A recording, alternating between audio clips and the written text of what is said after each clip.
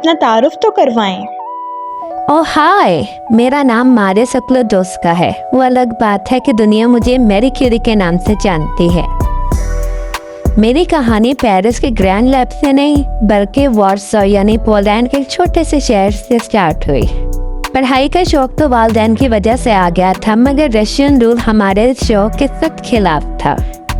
जिंदगी के शुरू के गम की अगर बात करूं तो माँ को टीबी और मेरी बड़ी बहन जोफिया को टाइफस हो गया, और यही गम बाद में मेरे काम की वजह बना।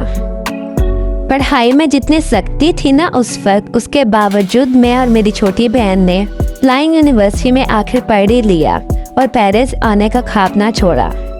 बहन के मेडिकल स्टडीज़ का वक्त आया तो मैंने भी ट्यूशन से बचे हुए सारे पैसे उसकी पढ़ाई पर लगाती है, लेकिन अपने अंदर की आग वो तो मैंने किताबों से कभी बुझने ही ना दी। तो मैडम आप यहाँ तक कैसे पहुँची? 1891 जब मेरे वालिद इस काबिल हुए कि वो मेरे अखराजात उठा सकें तो मैं 24 साल की उम्र में पेरिस आ गई, और इधर ना तो मुझे फ्रेंच आती थी और मेरे हालात ज़िंदगी बहुत ज़्यादा मुश्किल होते जा रहे थे। लेकिन पूरे 2 साल बाद यानी 1893 में ज़िंदगी ने दिखाया खूबसूरत मौका, जब फिजिक्स में मास्टर्स करते हुए पहली पोजीशन मिली। मैम अपनी शादी के हवाले से कुछ बताइए। यहाँ मैं स्टील की मैग्नेटिक प्रॉपर्टीज पढ़ रही थी और वहाँ जिंदगी मुझे पेरिस से मिलाने की कोशिश कर रही थी। वो खामोश तबीयत इंसान दिल में घर कर गया। यहाँ तक के 2 साल के फासले पर यानी जुलाई 1895 में मैंने और पेरी ने शादी करने का फैसला किया। हमारी शादी में सोने की अंगूठियाँ हाँ लड़कियों को पसंद होती हैं पर नहीं थी। हम लोगों ने अपनी साइकिल पर अपने कस्बे का एक चक्कर काटा। मैम आप अपने काम के हवाले से कुछ बताइए। दुनिया ने अभी यही जाना था कि यूरेनियम बहुत ज़्यादा रेडियो एक्टिव एलिमेंट है, लेकिन पिच पेन और टॉवर नाइट पर काम कर रही थी। मेरे इस काम को देख के पेरी भी मेरे साथ हो लिए। मैम आपकी लैब कैसी थी? पुरुष कौन थी?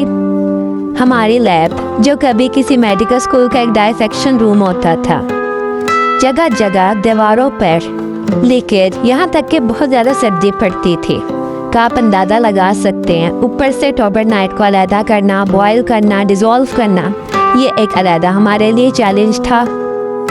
मगर जब मंजिल मिलती है तो गम भूल जाते हैं। जुलाई 1898 यानी पूरे 3 साल बाद मेरी शादी के हमने एक ऐसा रेडियो एक्टिव एलिमेंट निकाला जो कि यूरेनियम से 400 गुना ज़्यादा रेडियो एक्टिव था। इसका नाम मैंने अपने आबाई शहर के नाम पे रखा, पोलोनियम।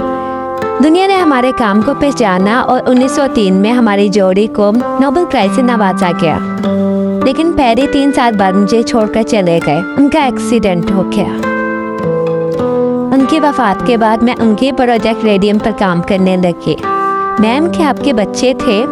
जी मेरे 2 बच्चे थे, आयरीन और इवी। आयरीन ने तो मेरे साथ एक्सरेज में भी काम किया, जिसका फ़ायदा 1914 में फौजियों के इलाज में किया गया। मुझे रेडियम के आइसोलेशन की वजह से 1911 में जो अवार्ड मिला वो मेरे लिए एक एजाज़ की बात हो सकती है, लेकिन नोबेल प्राइज़ मेरे लिए एजाज़ की बात इसलिए है कि मैं पहली और साइंसदान थी जिसको नोबेल प्राइज़ से नवाजा गया।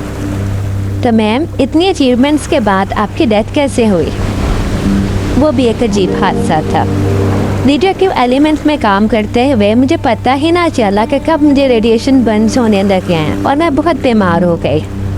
और जुलाई 4, 1934 यानी तकरीबन पेरी के जाने के बाद तकरीबन 31 साल मुझे ज़िंदा रहना पड़ा। लेकिन इन 31 साल की जुदाई में मैंने उन्हें आखिरकार हासिल कर ही लिया और इस खूबसूरत दुनिया को हमेशा के लिए अलविदा कह दिया।